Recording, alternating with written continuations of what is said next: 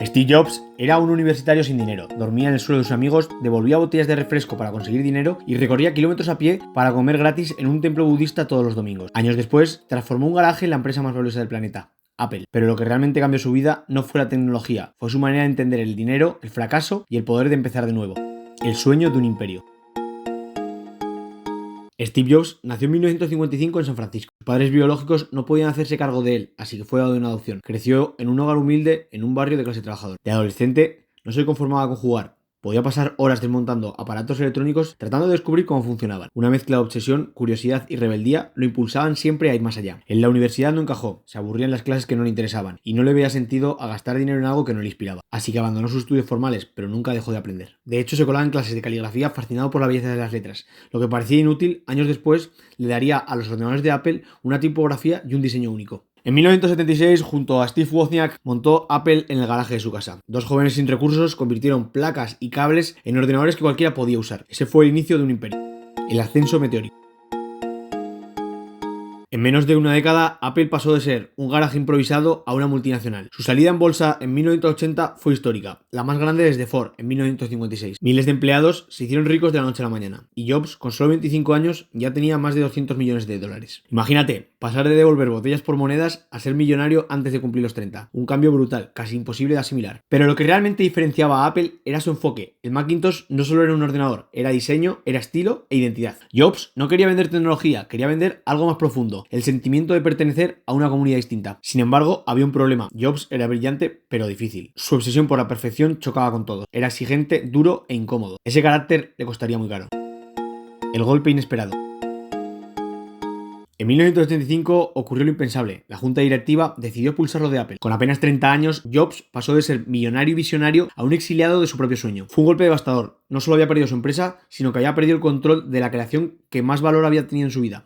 La lección económica es clara. Puedes crear una fortuna, pero si no tienes el control total de ella, la puedes perder en un solo día. Con tanto dinero y despojado de su sueño, muchos se habrían rendido, pero él no. El fracaso convertido en oportunidad. Con parte del dinero que le quedaba, Jobs fundó Next, una empresa de ordenadores tan avanzada que parecía destinada al fracaso. Era demasiado cara para triunfar en el mercado, pero lo que parecía una derrota resultó ser una inversión a largo plazo. La tecnología de Next acabaría convirtiéndose en el corazón de los Mac modernos. Al mismo tiempo, Jobs compró una pequeña empresa de animación, se llamaba Pixar. Durante años, Pixar no fue rentable, pero en 1995 estrenó Toy Story, la primera película de animación por ordenador de la historia. Como todos conocéis, un éxito mundial. De pronto, Jobs no solo era un empresario de tecnología, era el dueño del futuro de la animación. El fracaso que lo había expulsado de Apple lo empujó a crear dos imperios distintos, Pixar en el cine y Next en la informática. El regreso del visionario.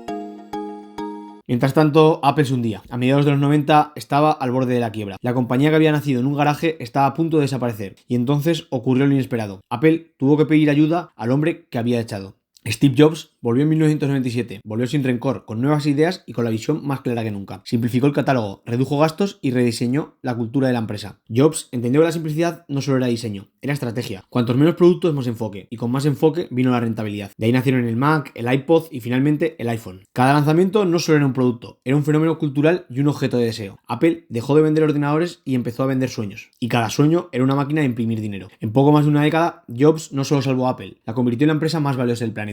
Las verdaderas lecciones.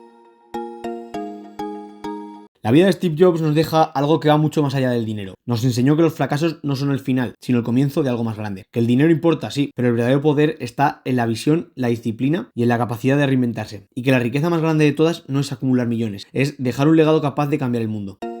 El legado económico.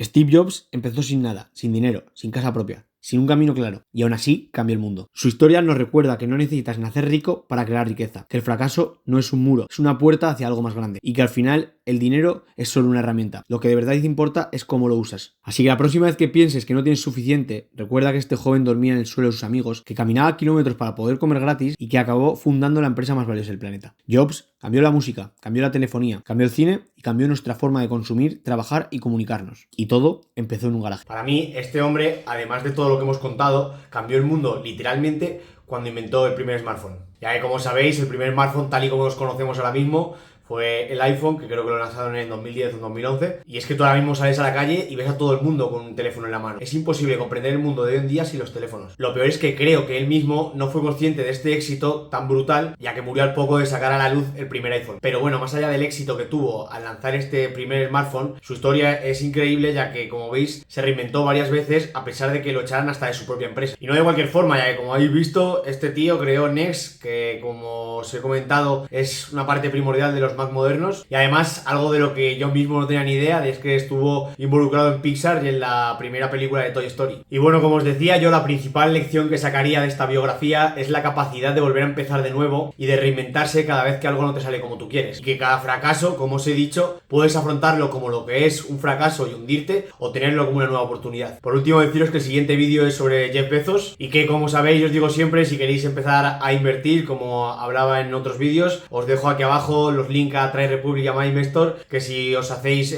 una cuenta a través de estos links, a mí me dan 30 euros en el caso de Trade Republic y 10 a vosotros, y 20 euros en el caso de MyInvestor y otros 20 a vosotros. Si te ha gustado el vídeo de Steve Jobs, no te pierdas el de Elon Musk, que os lo dejaré por aquí arriba. Y nada más, comparte, dale a like y suscríbete. ¡Chao!